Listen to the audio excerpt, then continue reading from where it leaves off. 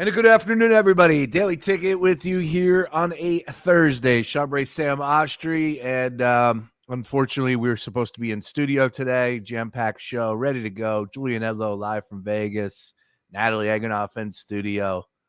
And then, Sam, I got something that I haven't had dating back to probably under 10, under 9 years old, 30-plus years ago. I don't know. But I got poison ivy some way, somehow. You were at the beach. I feel like that's the last place in the world to get poison ivy. No, I know where I got it. Where was it? I got it from the Man. I got it from, the being at the Man Center on Tuesday night. And we're all grown-ups here. We're all adults. I don't think I'll ever use, a wooded area again to relieve myself. Let's just start in there. I will never do it again. That's my only answer. I don't have anything other than that. Like, I got it by walking through the parking lot that is wooded area. Again, when I left the Man, I took a wrong turn and had to go somewhat down a path that was kind of like, wooded and all that. I'm like, I'm up this way. It was a late night. And next thing you know, so we meet up yesterday and my foot is like itching me. It just bothering me. And I'm like, man, those mosquitoes got me. And I knew it. I wore flip-flops. It's so bad. It's such a bad idea to wear flip-flops to a concert. But I figured, you know what? Let's fit in. Let's fish. I kid. I'm probably the only one there with flip-flops like an idiot. And last night we go to Chill Moody's event. We'll talk more about that later. And on the way home, like you saw me, I'm like, dude, my foot is killing me right now because I was wearing shoes and socks all day. And it just got me. I won't lie. I took my shoes and socks off in the car and I was just like, dude, and it just popped up. And I'm like, that's not a mosquito bite. Those they can't be mosquito bites. Like you get one or two or three, whatever. These things it got all the way up to my ankles. Last night was brutal. I put my feet in ice when I got home from the event, probably about 9:00. And it cooled, it calmed everything down. But last night when I went to bed, man, I did a little bit of scratching, which is never a good thing. And then I woke up and I just was like, what do I do? At what point did you realize this was poison ivy and not mosquito bites? Last night. Like you just looked it up, or like you just looked at it and you're like, this is worse than mosquito bites? Well, you know how my brain works where I think like, oh my God, I'm going to have to get my leg amputated. I think the worst thing worse, like, is this a disease that is uncurable, whatever. But like I said, the red marks just popped up and like it completely took me out of my game. Like last night, I couldn't even sleep. Woke up this morning, was just miserable. I was supposed to work out. I canceled everything. I was supposed to have what a disaster. What an absolute disaster. And this came out of nowhere. No fault, but my own, as usual here. I think it was from like the 2 times that I did when we were tailgating. Like I won't lie, we're all grown-ups here. Probably shouldn't have. Go out in the woods. I think you got to be smarter than that, especially with flip-flops. And then when I left walking through, maybe I hit something. I don't know, but it is. I'm not going to show you, but it's yeah. I don't want to see it. I don't want to. It's up to my ankle. I'll send you a picture in the group. It's up to my ankles, and then is poison ivy contagious? Knock on wood. I don't think I've ever had it. It's not. It says it's not, but then it tells me like you got to wash, your bed sheets and because we got a newborn.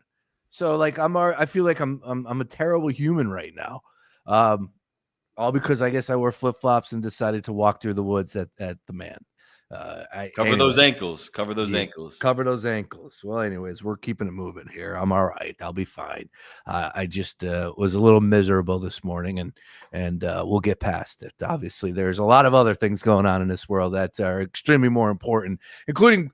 Let's, go to a sad note to start this show, which is very unfortunate. But Brian Brayman passed away, former Philadelphia Eagle linebacker, was on the Super Bowl team back in 2017, was a badass special teams player, played 97 total games with the Texans and Eagles, and he passed away at the age of 38 battling a rare aggressive form of cancer. I actually had 2, maybe 3 times spoken to Brian Brayman outside the facilities. That dude was he was just a football player, like a throwback program style, and a dude that had an impact with his limited opportunities with that team. And to see a 38 years old man, like just a aggressive form of cancer that, I don't know, I didn't read too much in detail on that part. Maybe I should have. So apologies about that, but it's just sad, man. It's cancer. It's just ridiculous. And Brian Brayman at 38, way too young. And my heart goes out to anybody and everybody affected.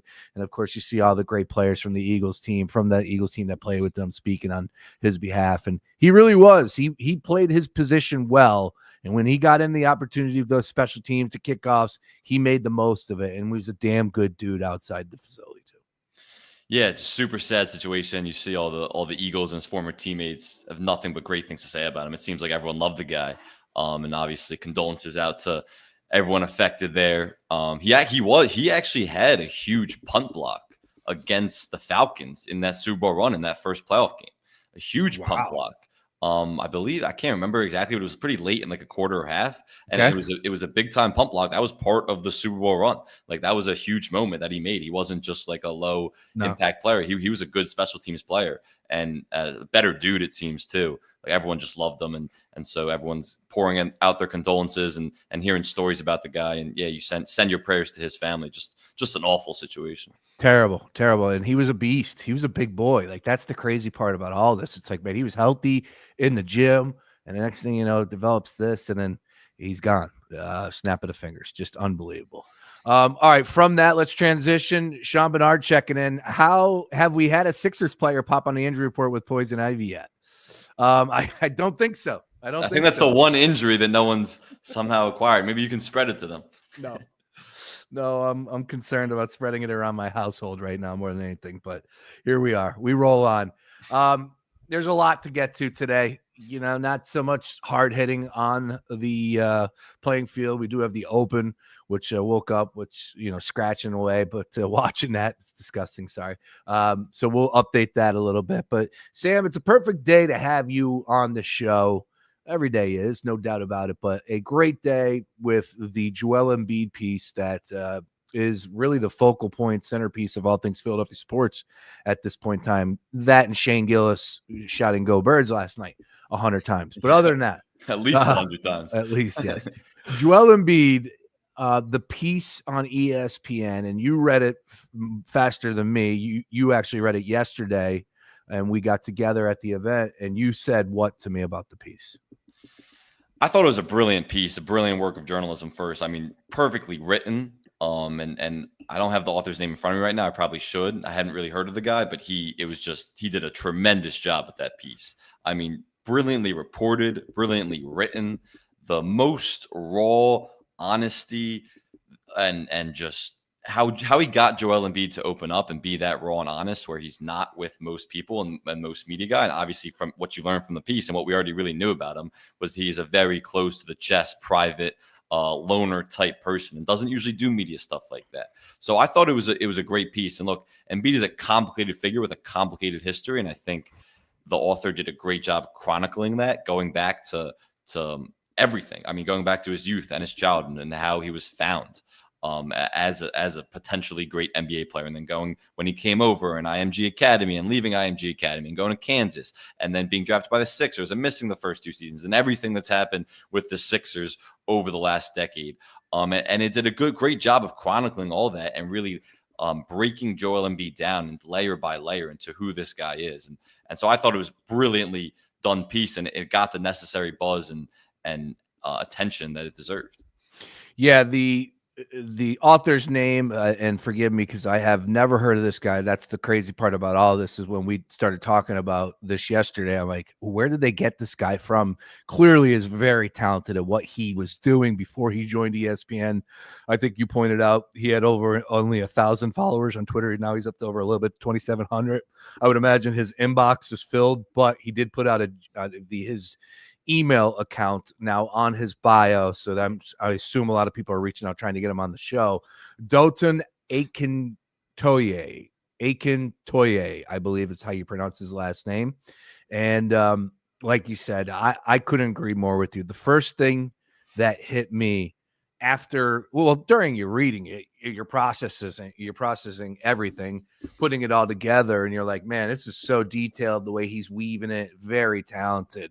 And then it goes back, and it goes way back, and you talk it, they hit on everything. It's almost like the author was this diehard Sixers fan, over there with Bernard and company on Sixers Digest. Like that's what struck me more than anything. He knew the backdrop on every single category. Now, is that something because, I hate to even go into this point because I don't care how people who are in the world of look at me, I need you to click on this, I need ratings. And that's what John Kincaid is at 97.5 The Fanatic. Like the morning show host is begging for anybody and everybody to listen to them, to watch them on their shows, whatever it may be. So like, I don't even want to get carried away with his take, but like the first thing that hit me was not, wow, this is a puff piece PR.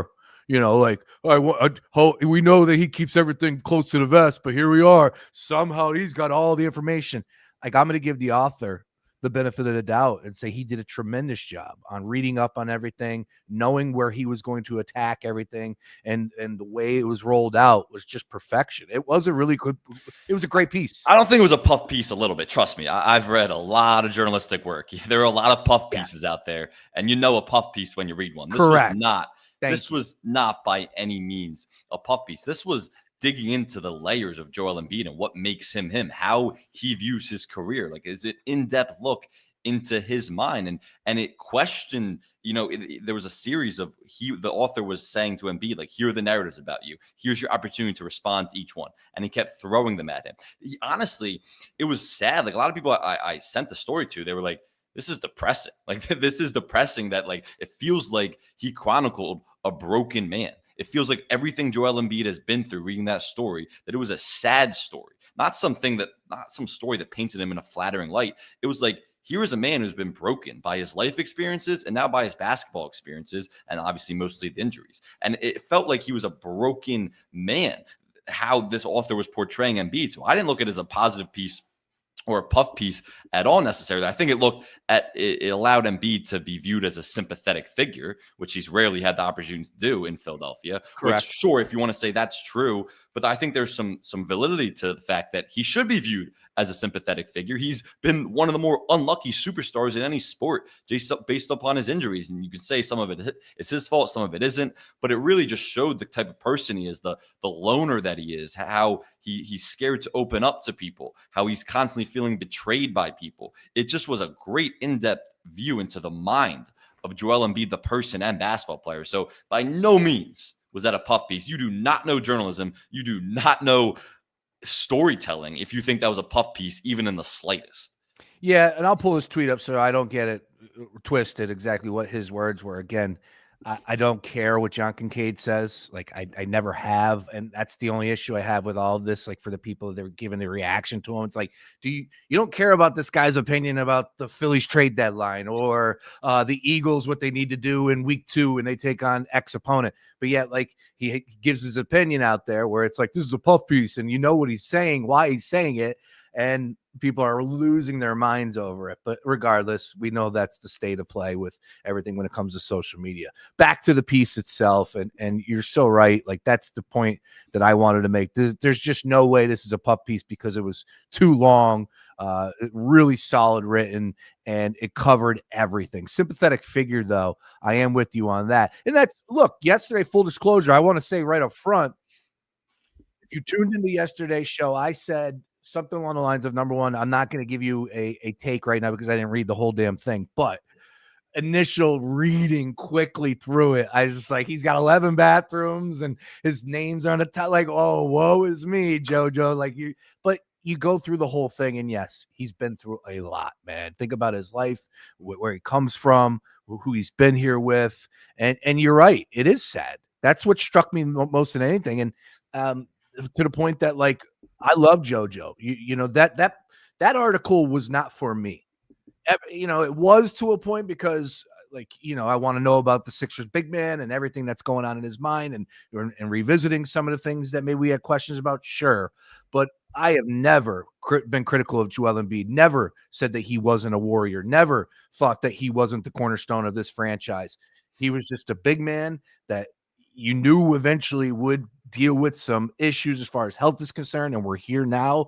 But man, if he could stay on the court, he could be one of the greatest players to ever play in the NBA, and he's shown us that. So that's my big point. Like, as I was reading it, and I guess I get carried away, long-winded here, thinking of like everybody's opinion. That piece wasn't for me. Like I knew a lot of that stuff, and I've been on Team Joel here. But for the people out there that are negative, that are critical, that really do believe that, like, Joel Embiid, look, when they throw up the category of missed games versus games played, he missed the first 2 seasons because of surgery. Like, what do you expect? Those numbers are going to tally up. But when he is on the floor, Sam, he's one of the best damn players. And that's one thing that I will always remember about Joel Embiid. And I hate to say that we're almost coming up with the postmortem here, the obituary, but it could be the reality of the situation. Joel Embiid was one of the best players I've ever seen play in the NBA, period, bar none. There's a lot of layers to unravel with this story, and we're hitting all of them. I don't believe in Joel Embiid.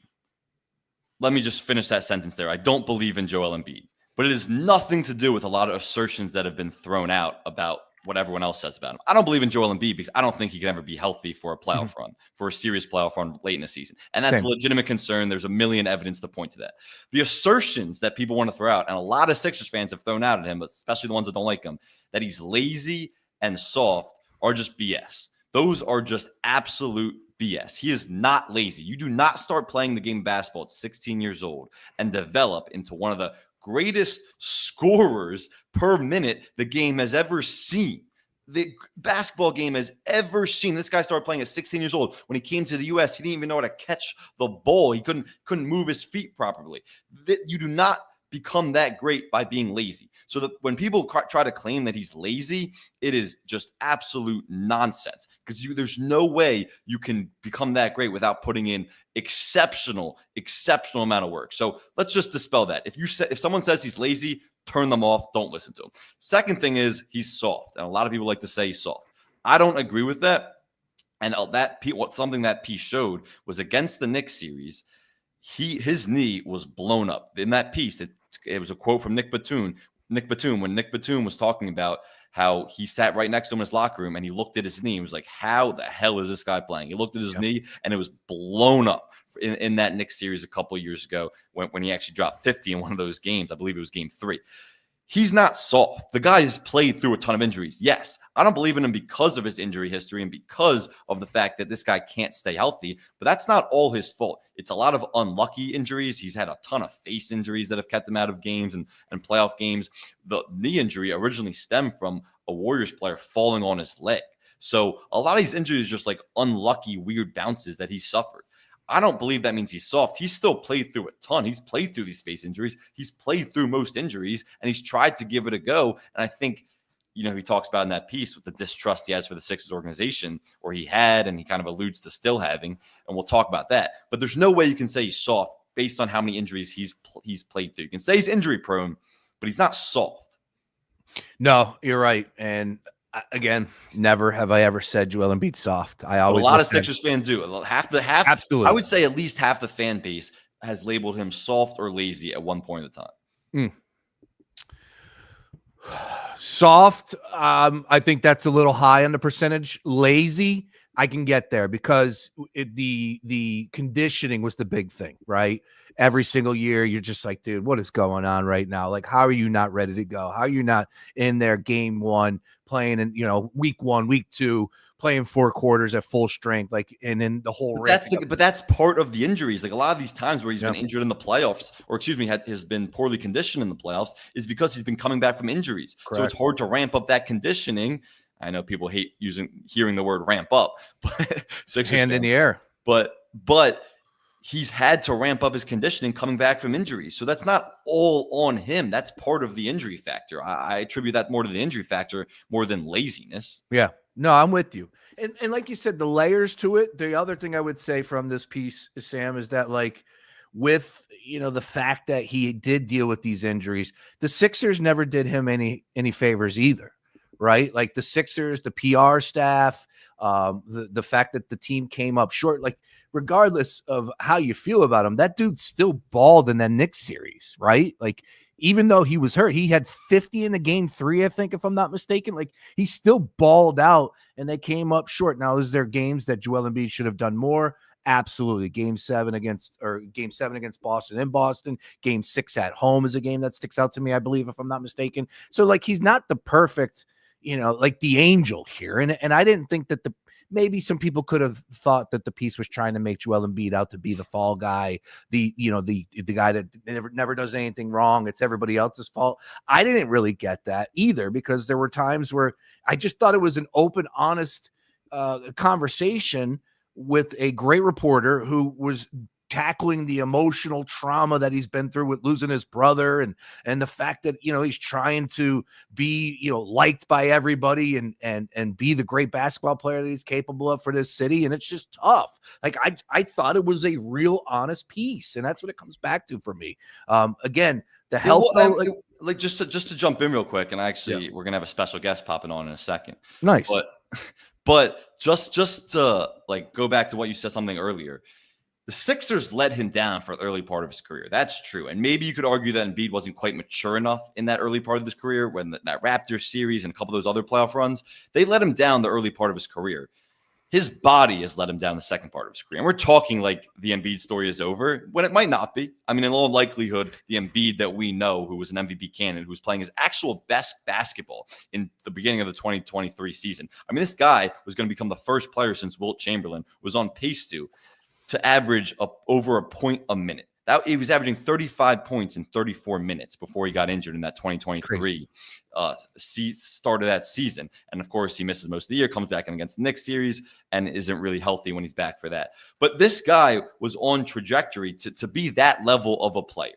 And his body has let him down in the back half of his career. But it is true, the Sixers and all the dysfunction they dealt with let him down in the first half of the career. I mean, you can look at the Jerry Colangelo situation, and Embiid alluded to himself, where his own general manager and president of basketball operations was more focused on burners than building a good basketball team. You can look at the Markelle Fultz situation. You can look at the Ben Simmons situation, how that ended, and the whole thing with Doc Rivers and him showing up to training camp, and it was just a mess. And then you look at Harden, and you bring in a serial playoff underperformer who actually had some good moments with him and Embiid, and they ran the pick and roll brilliantly. And then how the whole thing with Harden and Morey ends, and Harden's calling out Daryl Morey in China, saying you can't trust this guy. I mean, there has been dysfunctional moment after dysfunctional moment, and most of it hasn't actually had to do with Embiid, other than his injuries and health status. So the Sixers absolutely let him down. That's just a fact. The Sixers let him down. His body has also let him down the second half of his career. There are a couple of things in that piece, though, I do want to get to, though, and where there is some legitimate claims. And part of it is that he's not a great leader. And that's something that the author said to him. He was like, you don't have the intangibles. There's a narrative out there where you don't have the intangibles to lead. First, I mean, I'd like to hear what you think about that, but I have some thoughts as well.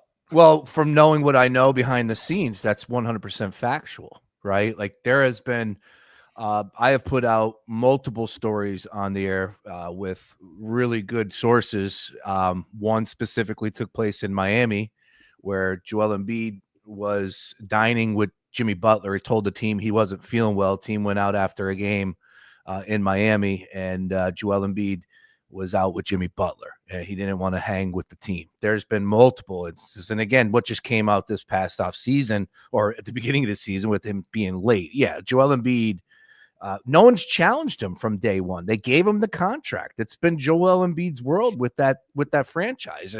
And I get it. He's not the only superstar that teams sway to in that manner, but eventually that's going to catch up to you. And I think in that role, specifically to what you're asking about him being a leader, yes, right there. That's the point. And I think that's something the piece did a great job of touching on. And that this piece almost confirms that story in a way where the guy is an introvert. Like he is a lonely guy. He does not trust people. He's very skeptical of a lot of people. And I think those trust issues started really in his life, very early in his life. But sure, in terms of his basketball NBA career, they started early with the Sixers organization, and they permeated throughout different front offices all those trust issues that he's had. And I think that speaks to the fact that he's been distant from the team a lot of the times. But that all leads to him not being a great leader. And I think when you're actually looking at, okay, what does it mean to be a great leader? He answered the question about his leadership ability. And he said, I'm someone who leads by example. If you're going to lead by example, you have to set the right example with good habits. The guy at this stage of his career was called out by Tyrese Maxey at the beginning of this season for being perpetually late to stuff and having a bad attitude and bringing the mood of the team down.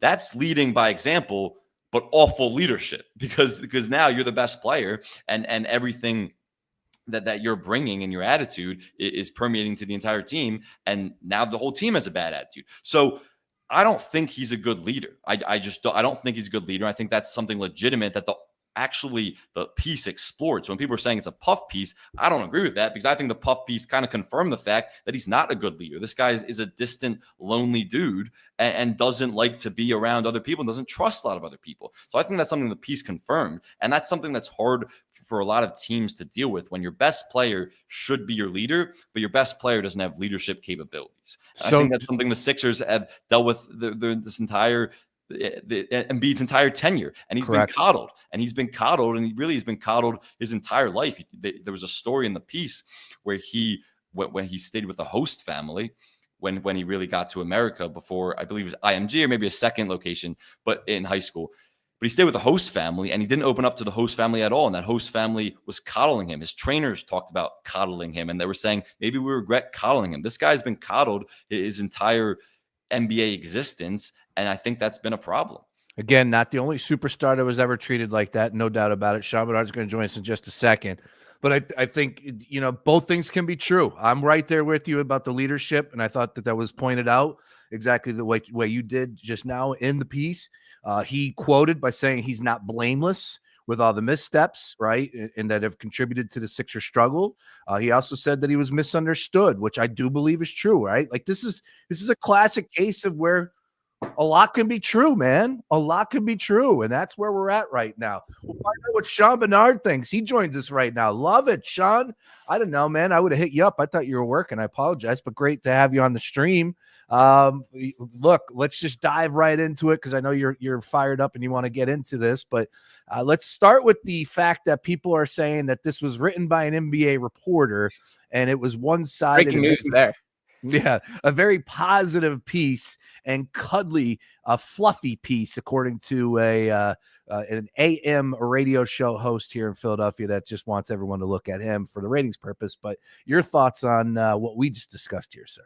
Yeah, and I do have a lengthy to-do list I was starting to rip through here, but I'm fired up and have to talk about this a little. And I'll start by saying here, the number one thing that I want to lead with is forever we've talked about why do we never hear from Joel Embiid? Why does Joel Embiid never open up? Where is, like, I can speak personally here, being in the press room, I've been there where Joel Embiid decides he's not speaking on that day, or you wait for 45 minutes or a half hour because he's doing treatment or whatever, and then the PR come out and say, nah, Joel doesn't want to have it, or he's doing it at his locker day. He's as guarded as I've ever seen an athlete. The first time really in his entire career that he's let his guard down, be vulnerable, and speak a little bit on like what his mentality is, how he got to this way, which was, in my opinion, sort of the premise of the entire article of how did Joel get to be this version of Joel Embiid? That is what the article was to me there. And then the reactions are immediately, this is a fluff piece. This is whatever. If you want the why does Joel Embiid never open up? Why does he not give his real opinions? That is the answer right there. The direct reaction to this article, which is one of the better journalistic pieces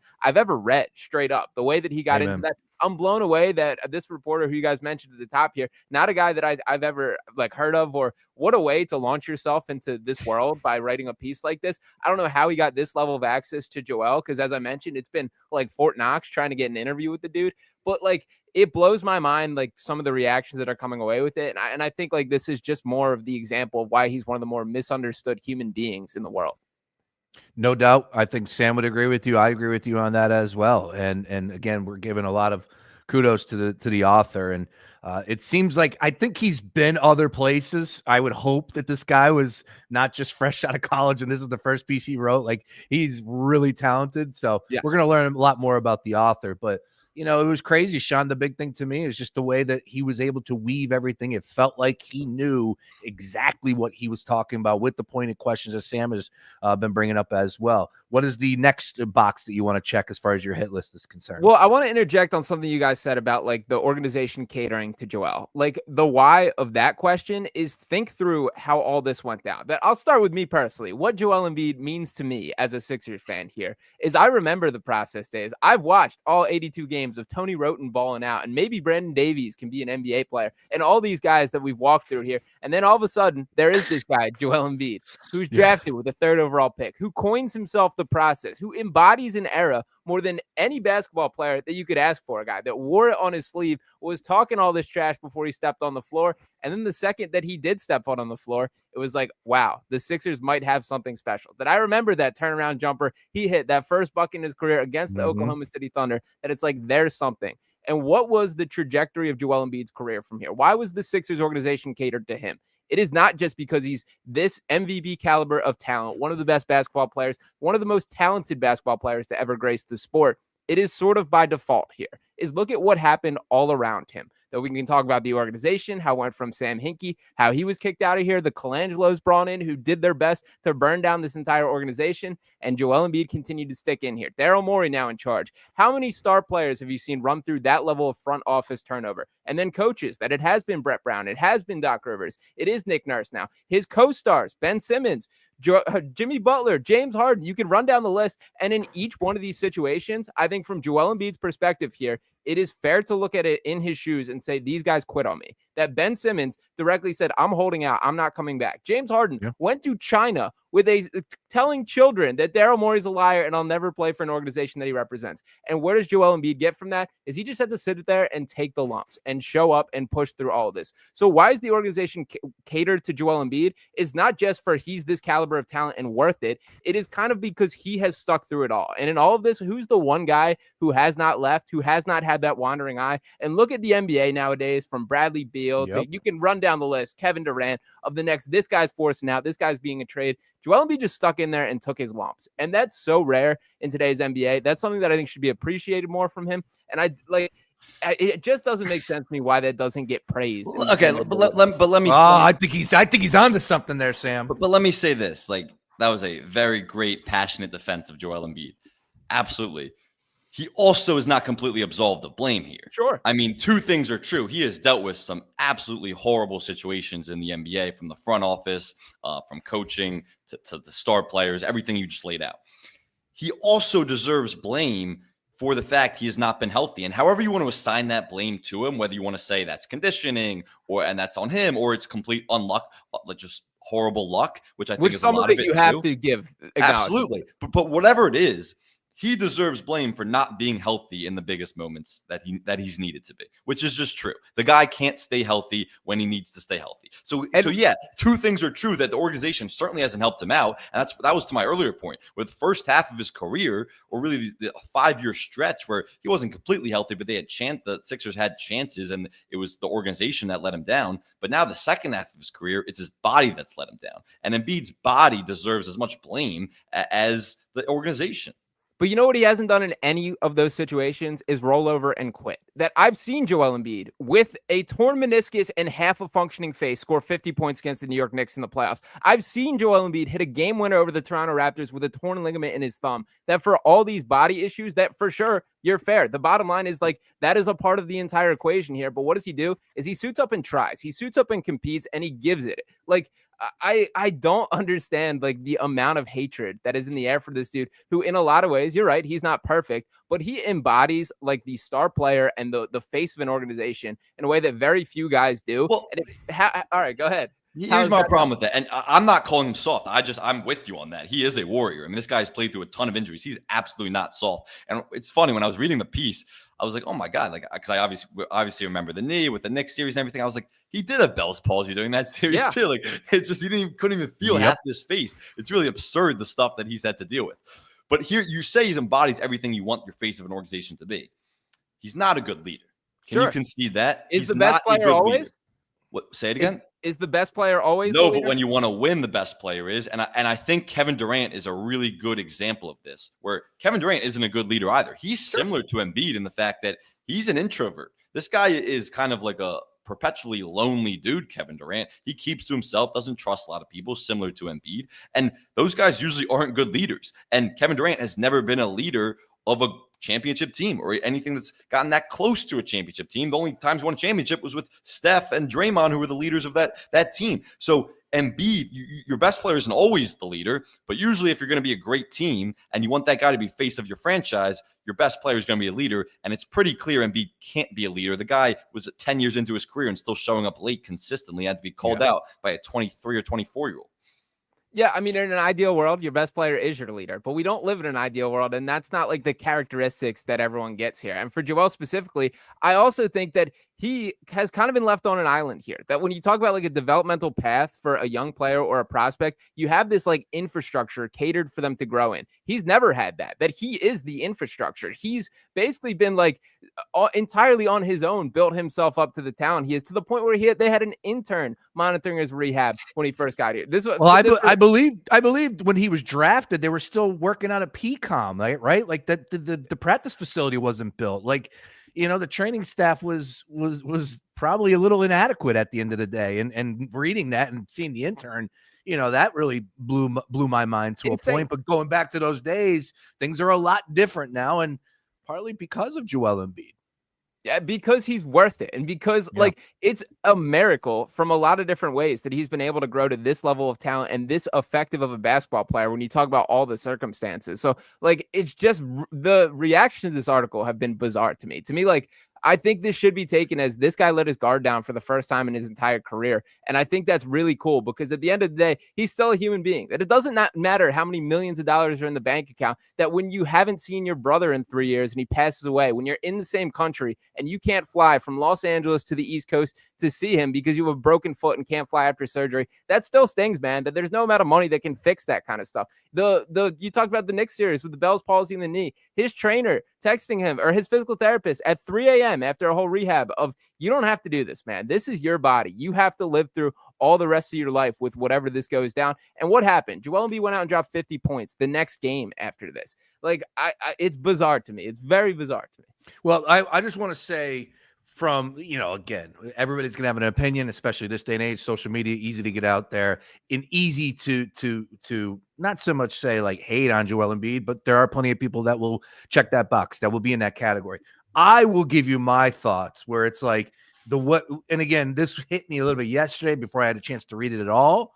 But I just was like, to me, it's what have you done for me lately? Right. And I think that's the frustrating part. And I think you're seeing a lot of that with the people that maybe aren't as passionate with their takes as you are, Sean. And I think you're right on a lot of things, but I'm in the position now where it's like, man, like this is all great. And I understand it. He's a human being. He's been through a lot. I know all this stuff that he's been through. We've been here, but it's like, what have you done for me lately? And it seems like, man, that this is going to be another lost season this year where he even came out and said he's going to do it his way. Whatever that means, my hope is very minimum at this point in time for Joel Embiid finding the floor for 30+ games next year. So I mean, I think that comes into a lot of people's takes, and that's just me putting my hand in the air saying, you know what, as I'm getting through the piece, that's what I'm thinking about. But at the same time, when I finished it, I could not help but be floored with the way it took me through the weaving and everything. That slowly dissipated and put to the back of the bus. I was really blown away with everything as a whole. And I think that's fair. And I don't know how you read that piece without coming away with some type of compassion for Correct. Embiid Have to. and everything he's been through personally and professionally with the injuries. But at the same time, after you get past that compassion and you think of him as a sympathetic figure, it's like, the best, I mean, I cringe every time I even say it or hear it because it's the biggest cliche in all of sports. The best availability, the best ability is availability. And I botch it every time too somehow.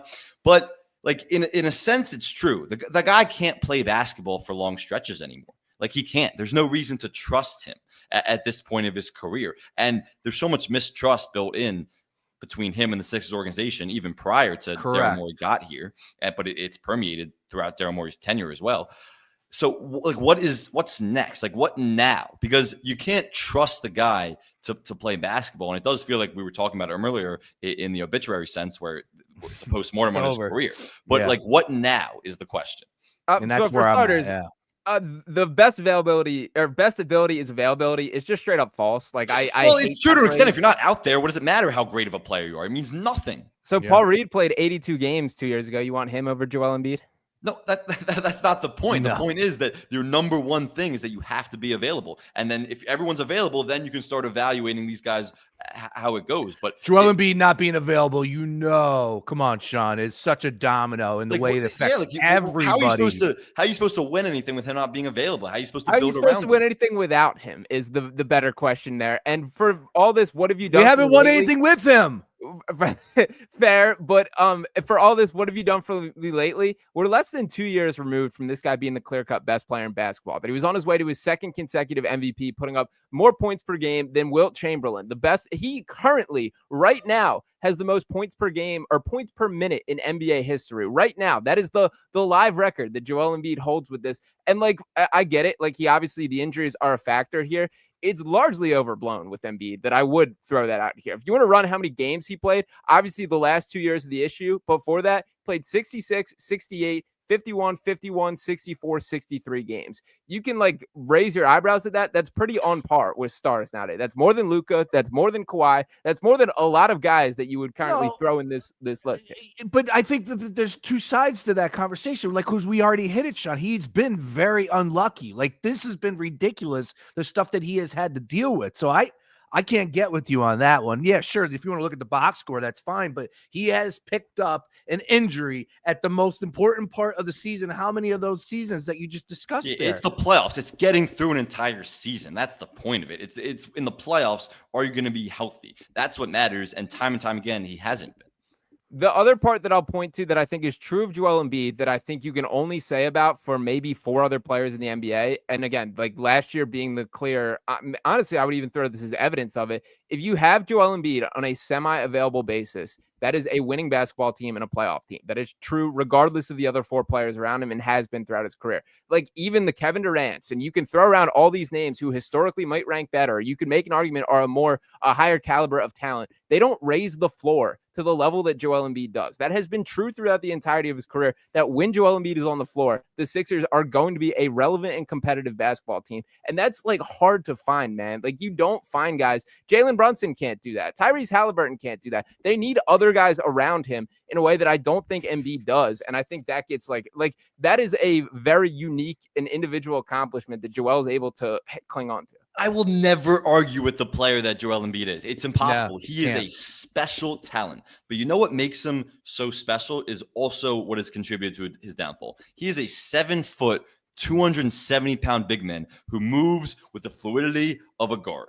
And as that piece pointed out, that is not sustainable. You're going to talk to any doctors, and they'll tell you the inertia on the muscles, and that's what that piece pointed to, is the inertia on the muscles is not sustainable when he can move at that level with that fluidity as in that body. It's just not. And that's the bottom line, and that's why we've seen these injuries happen throughout his career, and that's why they're continuing to happen. And his knee obviously isn't healed now, and now he's going into another season with his knee not healed. And will it ever be healed? And there's better reason to suggest no or to say no than to say yes at this point. Yeah, like, again, Sean, you are right. I think you could be just a tad bit more on the positive side than I am with the whole Joel Embiid. And again, it comes back to what have you done for me lately? And that's where Sam is spot on with his last take, where we knew this day was going to come. And I don't think, Sean, correct me if I'm wrong, I don't think you're on the island that Sam and I don't have any expectations for him moving forward with this team. I just don't. And I'm not trying to play doctor. I'm just being realistic that when they did draft him, these are the things we were saying at that point in time, that this is a big ass dude that Sam just pointed out plays the game as a guard, that eventually Father Time is going to catch up, and it probably will be quicker than other players out there. It just is the facts. And oh, by the way, everything that he went through in the first 2 seasons, and oh, by the way, everything that he has continued to deal with with injury related over the past few seasons.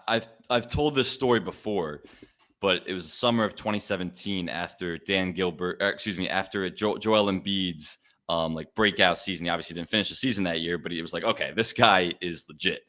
Even though he played, what was that, 30 to 40 games? Yeah, sure.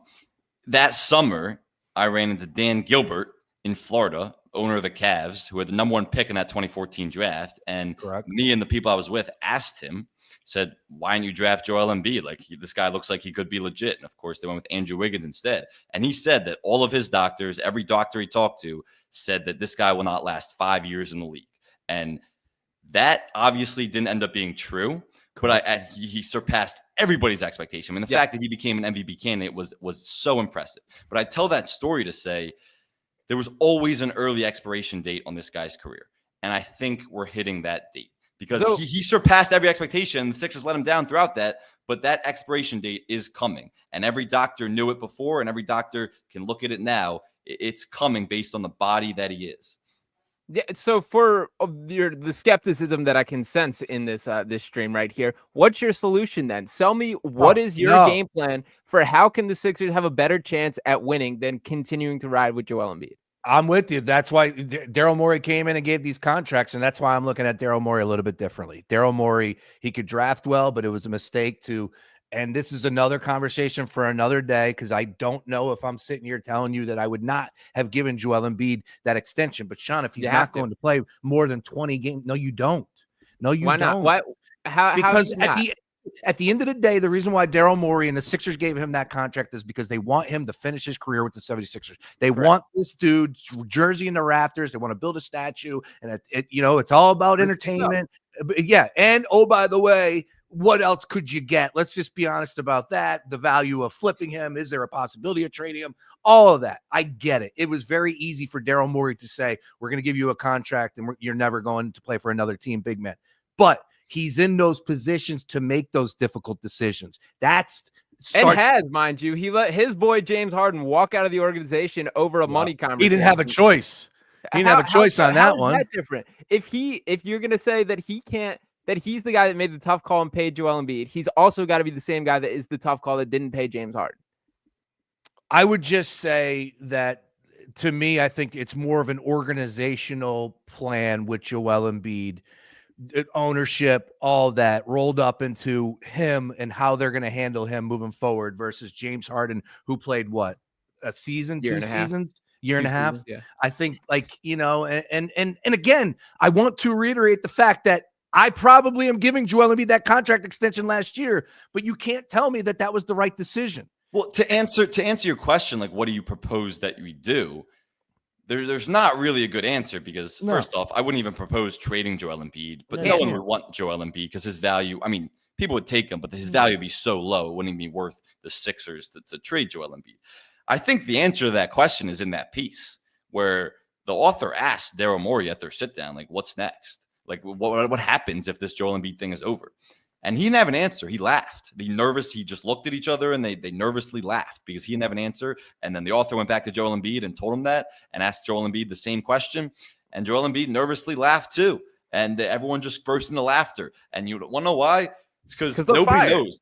The answer is that Daryl Morey won't be here when this Joel Embiid experiment eventually ends, whether that's by his own volition or Josh Harris's choice, whatever it is, he won't be here. So we've talked about this a lot. The Sixers are actually pretty well set up for the post-Embiid era than you would have expected them to be a few years ago. But still, the answer is you just keep hoping that he'll be healthy, but there's no reason to actually be optimistic or have any hope. Yeah. Go ahead, Sean. I mean, like, I hear you on all that. I think, and by the way, that nervous laughter was the realization of Daryl Morey of, like, if Joel Embiid never gets healthy, I'm fired, is what that means. Absolutely. 100%. That's what the thing that he did not want to say, that I believe his quote was, I'm gonna choose to look positively at this, or he said something along those lines was the answer. The negative answer is, if this does not work, this is directly Daryl Morey's like career. That's his job on the line for this, and that's the bet that he made by giving that contract extension. But I still think that's the right bet, that there's no world where you have a better chance than, and Daryl in particular is as star obsessed as you'll kind of find a general manager here, that the blueprint to winning in the NBA, to winning championships in the NBA, has always been you have to have a clear-cut top 5, top 10 player. There's no pathway to having a better chance at that than hoping Joel Embiid is healthy, which is the bet the Sixers will continue to double down on. But here's where there's some concern moving forward is that I alluded to this earlier, but there are some deep-seated trust issues that exist between Joel Embiid and the Sixers front office. And that goes back to pre-Daryl Morey's front office, where early on in his career, the front office was essentially forcing Embiid to play, and Embiid was saying he's not ready, he's still injured. And then a doctor, he was right. Yeah, 100% he was right. And then they went to another doctor, and the doctor confirmed that, and he was right. And so I think that's where a lot of those deep-seated issues come from between a franchise and a star player, where the franchise wants the guy on the court because they're looking at the immediate term, and the player's looking at his long-term future, as he should be. But now, Joel Embiid made a bunch of comments in that piece to the author, alluding to the fact that he still does not trust the front office. I mean, I'll read one right now when they were talking about the Knicks series and whether he was going to play or not play. And there was a lot of, obviously his knee was worse than anyone even thought. So there was a lot of concern about that.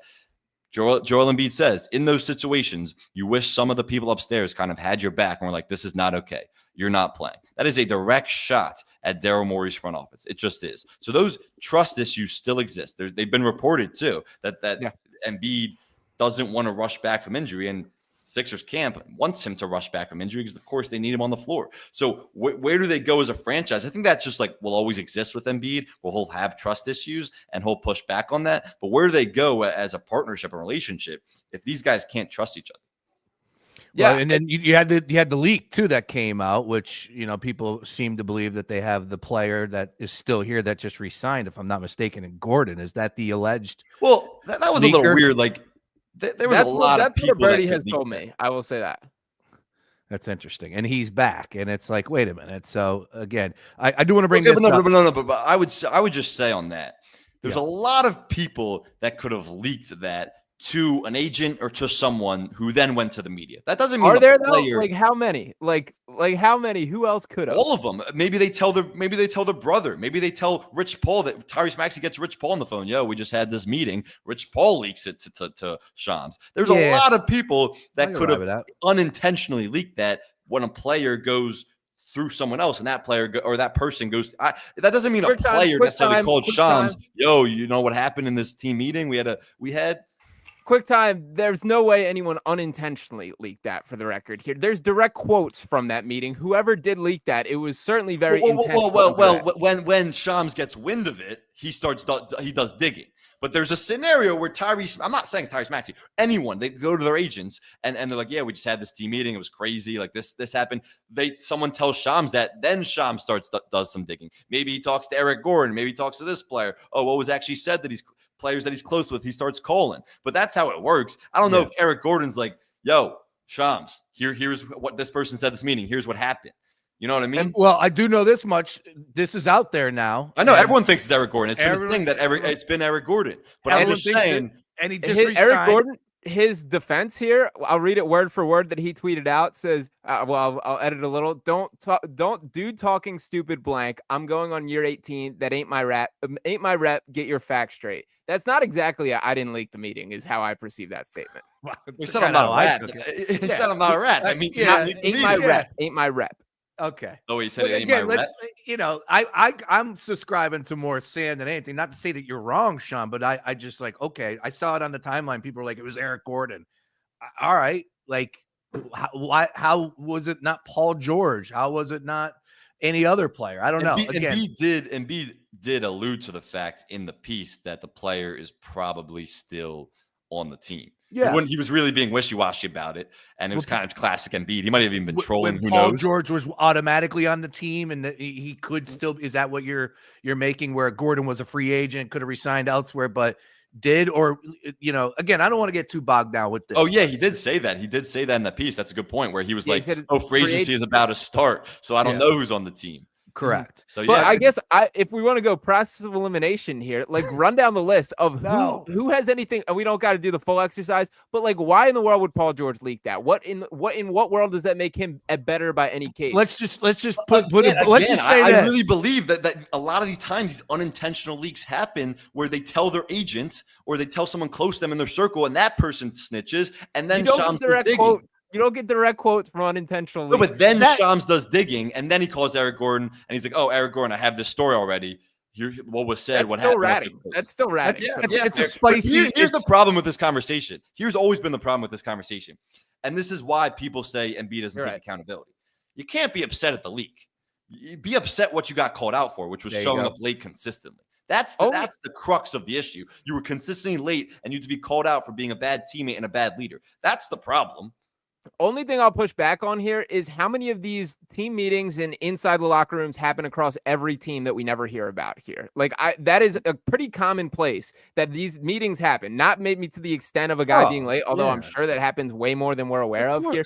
But like you're right. The point still stands that like that's the point of the meeting, and there is some truth to like the fact that Joel's more focused on who said it than the actual message is a bit of a concern there, and you can throw that in his face.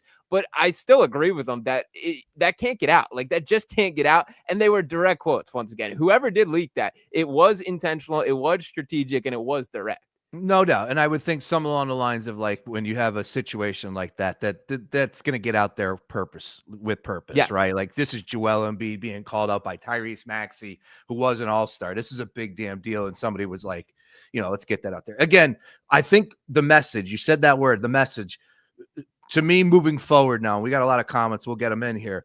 But the message now is about how did the Sixers go from here? Mm-hmm. And I think they did their best by removing a lot of people that whether they were involved with the leak or everything that took place last year, they have gotten rid of a lot of people in the PR. We've talked about that a lot in the last few weeks. And clearly Joel Embiid, as you pointed out, Sam, does not have confidence in this front office. There are some issues going on. So now more than ever, that if they want to do Joel Embiid right, and Joel Embiid wants to do the Sixers right, I think both parties here step up, and now there's a future in front of you. Now come inside and start building that trust. I know it's late to the party here. He's been playing with the 76ers forever, but he's not going anywhere, and that's really important right now that they handle this the right way, and I think that needs to happen ASAP. I just want to say, I mean, look, none of it matters unless Joel Embiid is actually on the court and healthy. And there's no reason to believe he will be. No, I disagree because he is still considered a franchise cornerstone. He is still the guy. He is, dude, they want to put his jersey up. His jersey's going to the rafters. They want to build a statue of him. Did Joel Embiid, they want him to nobody's building a statue of Joel Embiid. Oh, I'll take that right now. I will. If his career's over right now, he's getting a statue. Absolutely outside the practice facility. 100%. At least Iverson. He has the one MVP, but at least he brought them on an electric finals run. Oh, come on. Joel Embiid's getting a statue for the one MVP? Outside of the practice facility, no ifs, ands, buts about it. I don't know. I don't know about that. He's better than Iverson. Yeah, for sure. But it's not really about who's better. It's more again. And we're talking about this in the manner that he's done, right? Which sucks. And he's not.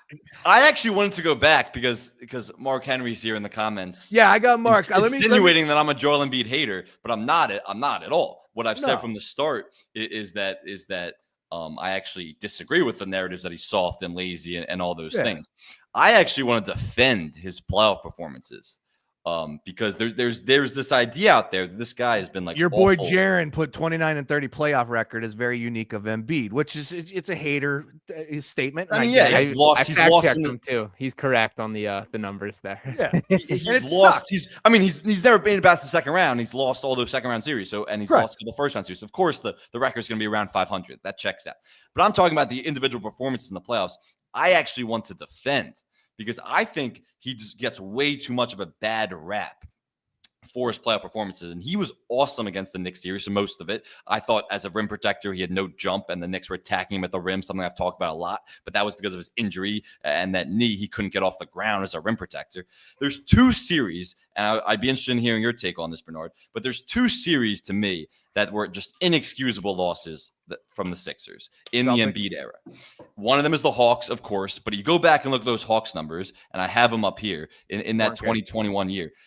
Embiid averaged 30, 12.7, 3.9 assists, and 2 blocks in that series. So Embiid was pretty awesome in that Hawks series. That, to me, was a Ben Simmons series where they blew that 3-2 lead, and they never should have lost in 2021 to the Hawks. But that was more of a Ben Simmons thing.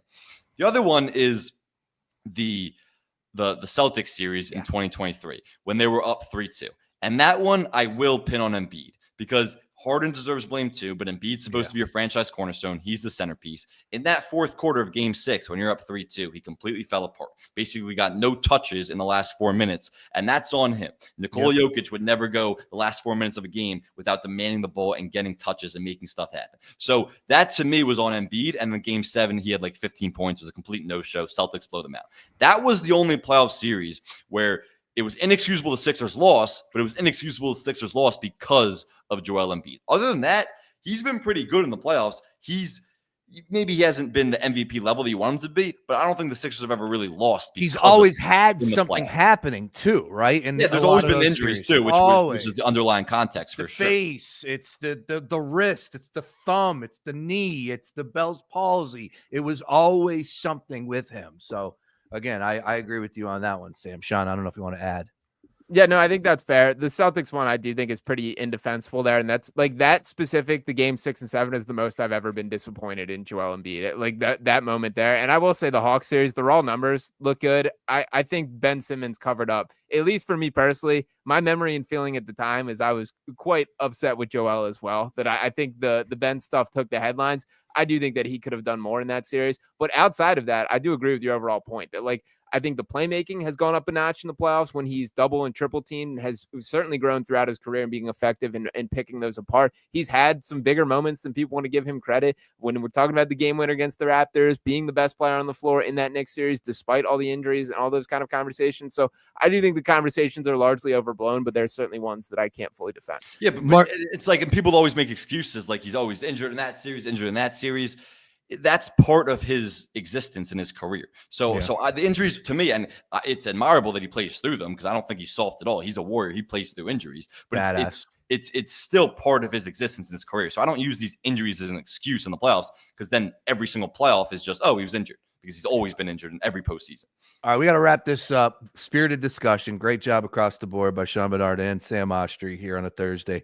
One quick one, because Mark did point out that the Joel contract discussion is overblown. If you're going to kill Daryl, kill him for PG. No doubt about it. 100% agree with you on that one. No team in the NBA wouldn't have paid Joel if they had him in the same situation. Stars get paid ASAP. I agree with that. It doesn't make it right, though. It doesn't make it right. That's the point of it. And I'm at hand in the air as a general manager. If I was in Daryl Morey's shoes, yes, hands were probably tied. Number one, had to give him the contract due to the ownership. But at the same time, I'm probably giving him that contract as well. But these are the difficult decisions that we look back on 10 years from now that we're going to go, man, what was he thinking? And whether it's revisionist history or not, it's just the reality of the situation, which is unfortunate. But again, I'm pouring dirt on Joel Embiid, and I don't think that's right. Even though I do feel it in my heart, and that's unfortunate. It seems like everyone thinks that he's going to get a statue. Sure, I guess give him a statue. He doesn't deserve a statue in my mind if his career ends right now. He just doesn't. Entertainment. It's about I get it. It's a statue. Who cares? Whatever. But like, he does not deserve a statue. He doesn't deserve a statue. A lot of statues out there that people that don't quite deserve them. Yeah, that's true. Absolutely. But that's my point from the organizational. Like when I look at statue, I'm like Dwayne Wade with the Heat. That's like Kobe with LA, which is obviously something of itself. Like Dirk Nowitzki with the Mavs. Like those guys, Shaq with the Lakers. Those guys deserve statues for what they did, what they accomplished with their franchise. Yeah, no doubt about it. Well, and I don't know if Charles Barkley deserved one. I mean, not with the Sixers tenure, I would say. But that was also definitely different. Just because someone has a statue doesn't mean they necessarily deserve one. So Embiid might get one, doesn't mean he deserves one. All right, let's close up shop on the ESPYs. What do you say? Not kid. Great job. Awesome. Great. I thought it was good. I thought they could have been worse. I enjoyed it. I think the crowd was awful, but I thought he was great. I thought the jokes could have been. Honestly, I think I could write those jokes. They weren't like as creative as he usually is, but you can't do a lot of storytelling in that setting. It's like, oh, here's someone. Let me just make fun of them. I mean, some are more creative than others. The WNBA one was pretty creative. That was good. You're right. You know, like to joke, to take a shot and say like, yeah, you guys don't know. I thought it was funny. The Shea Gilgeous one was very uncreative. Yeah, he was bumbling a little bit too. I didn't think he was the smoothest. I will just say that. I was like, I know that's his style, like, but like, you know, He thrives in awkward settings. I thought the flow could have been better. Just one man's take here. And I'm a big Shane Gillis fan. Love tires. Always support all that. But, you know, if we're being honest with it, and then let's just be honest about the whole deal. The fact is we're talking about the ESPYs. Yeah. I love the ESPYs. Starts, yeah, Jesus. The biggest stadium goes to the Rose Bowl in Pasadena, California. It was an Eagle-centric show. Which Yes, made it was. Fun too. Yes, it was. Nice. Tush Push skit, Sirianni in the mix, but I always love the ESPYs. The Jimmy V Award wasn't someone that I know, and that usually makes it better. I'm still trying to figure out who the blonde was at the end. Who was the blonde? Good grief. She was a presenter. She gave away the Ovechkin Award. I still have no idea who that was. Oh, my Lord. Oh, I know who you're talking about. Yeah, I know who you're talking about. You guys were all talking about sending me clips. I'm like, who's the blonde? That's all I care about. All right, we got to run. Great job, man. Can't thank everybody enough. Mark Henry Jr. can be heard every Saturday morning from 11 to 1 right here on The Gambler. I'm sure he's going to dig this conversation back up. I hope he does because it's great conversation. And it's unfortunate that, you know, in the back of my mind, I feel like I am pouring dirt on the great player that is Joel Embiid, but we'll see. I would love to be wrong. I want to be wrong. I'm dying to be wrong, but we'll see. That's all we can say at this point in time. For Sean Bernard, Sam Ostry, I'm Sean Brace. Keep it locked right here to The Gambler. We'll talk to you.